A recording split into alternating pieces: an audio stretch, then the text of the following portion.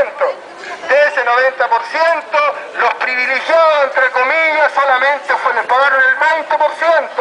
Aún nos deben ese traspaso que nos fue pedido por el magisterio, sino que fue ordenado por el gobierno militar de la época. Nos acompaña el estudiante universitario para apoyar la justa lucha que está dando el departamento del sector. ¿Cuál es el motivo?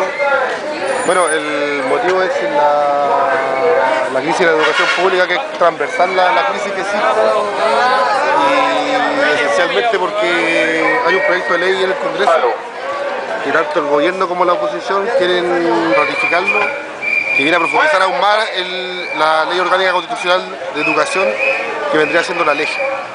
Entonces, para nosotros es muy preocupante que no se derogue el tema de la municipalización, cuando vemos que hay municipalidades que están en bancarrota y tienen que administrar colegios.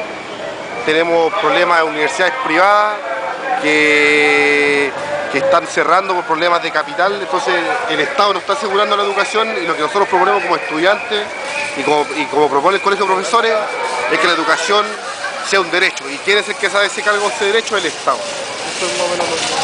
¿Tienes algún correo? Para mandarte Esto es de la Red Periodistas Sin Fronteras ni Distancia. Ya, Reca Rivera. Rica. Sí.